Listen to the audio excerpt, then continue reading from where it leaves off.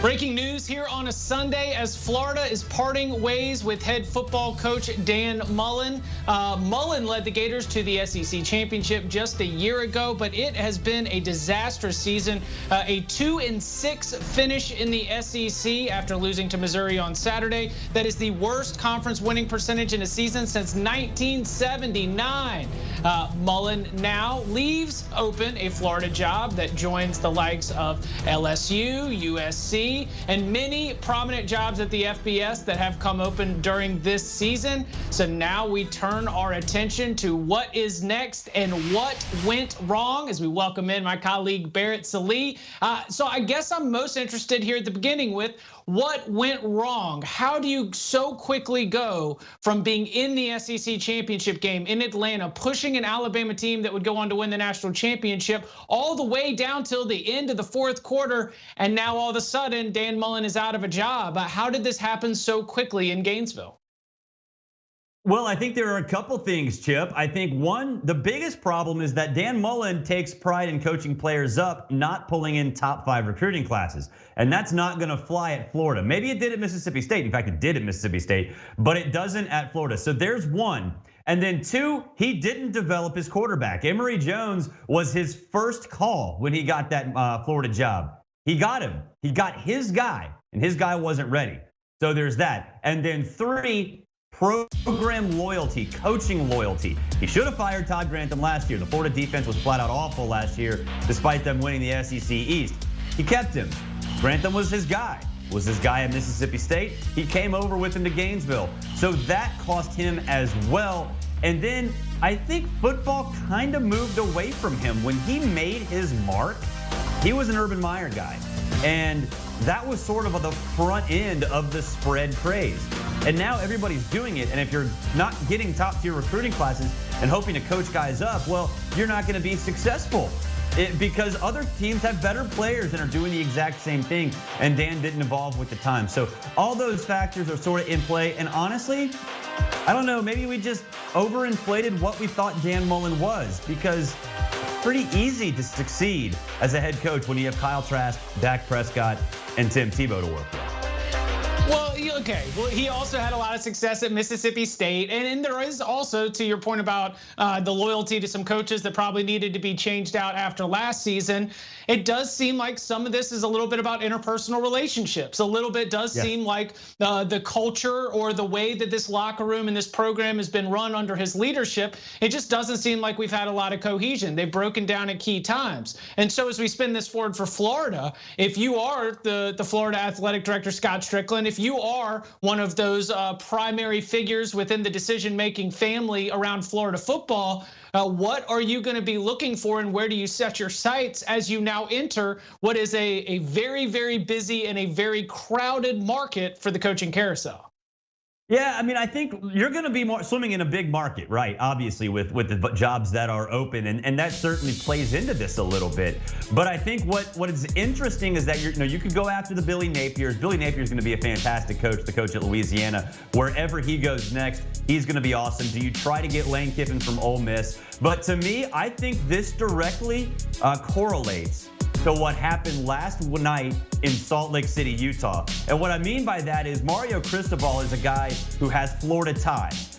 But if Mario Cristobal had led Oregon to a college football playoff, you're not gonna get him as your head coach until what? Early January, mid-January, if he made the national championship game.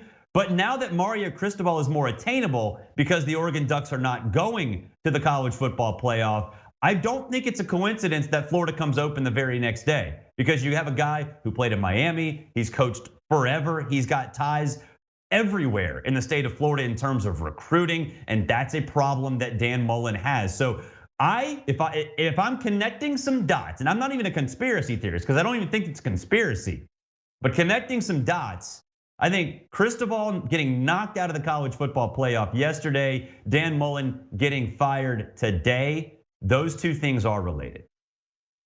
So as we start to think about this Florida team moving forward, the early signing period is coming up very, very quickly. I don't know what the Gators can expect to be able to cobble together for a recruiting class there, but there's also trying to recruit the very talented players that are already on this roster enrolled at the University of Florida, trying to get them to stick around. Anthony Richardson, he's doing the thing that the kids do these days. He's switching out whether or not we're referencing our school or our team on our bio. It's taking it away, putting it back, leaving it off. Anthony Richardson is the headline here because, like Emory Jones, that was the kind of player that you figured was going to come in and thrive under Dan Mullen.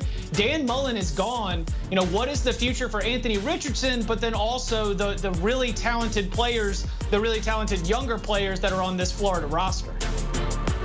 Well, I think it depends. For most of them, they're going to be okay. I think in the short term, you're talking about recruits bailing because, quite honestly, you might not feel the same amount of love from the new staff, whatever staff that is. But I think since the transfer portal is so easy now, unless you know you're not a fit, right? Unless you know that this is not going to work out, or you already have a strained relationship with a coach, whether it be a head coach or an assistant that gets hired at Florida, you're probably going to be okay going through spring practice and just seeing what happens, right? Because I don't think that these players, if they committed because of Dan Mullen, I don't think Dan Mullen's going to get a job at a place where he can lure them and they can feel comfortable. So because it's so easy to move around, I would imagine a lot of these guys do go through spring practice, see where they are, and then make a decision after that. Because at the very least, you're getting training at a place like Florida that has great facilities. So I think it's easier to build a roster these days. Players know that, coaches know that, and that works well in this case for both sides. So unless you have a strained relationship or you just flat out know it's not going to work out, then I think you're going to see a lot of these players stick around. But for Anthony Richardson, yeah, dude, give it a shot. I mean, because we know what Emory Jones is. He's been a turnover machine. And Anthony Richardson, he's been banged up this year, but we know the talent. We've seen the talent. So dude, go play. Go see what happens in this spring. Maybe you actually fit with what Florida wants to do. I heard you mention the name Billy Napier earlier, but when we think about Florida and LSU, cross-division rivals, both open, both looking for coaches at the same time, is that the same job market? Are they going after the same candidates? How do you rank those two SEC jobs, and how do you see the next couple weeks playing out with those two jobs? Again, looking to be filled as soon as possible so that you don't miss out on whatever you can do to try to get things started with this early signing period.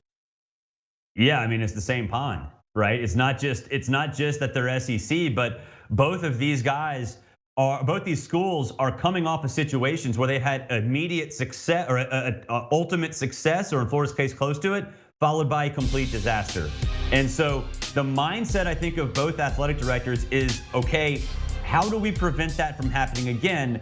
And because of that, then maybe you see them swing for the fences. In this case, Jimbo Fisher or somebody like that, Mario Cristobal. Both of them are going to have that conversation. So right now, I think LSU is a better job. I think the passion for the program, the support of the program is more prevalent there than at Florida. That's not necessarily knocking against Florida. You're talking about $50 stakes, right? Both of them are really, really good.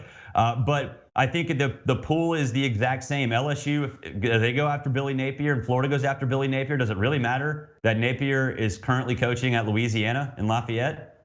Not really. He wants to be an SEC coach. He wants to be an SEC coach. So they think they're swimming in a very similar market, and the situations for both of them is also extremely similar. So that, I think, is another big reason why Florida felt that they had to make it right now as opposed to next Sunday after they play Florida State. Florida parting ways with Dan Mullen less than a year after that SEC championship game appearance. Things happen fast in Gainesville. Barrett Sallee helping us break it all down here on CBS Sports HQ. Thank you, Barrett. And for all the latest on the coaching carousel, make sure that you download and subscribe the Cover 3 podcast. We will be on there with others discussing this and the many more dominoes that are to come on the Cover 3 podcast. Do you want a sports network that delivers everything that matters about the game? The highlights, the picks, the instant analysis, no yelling, no fake debates, no politics. Hit the subscribe button and never miss a moment.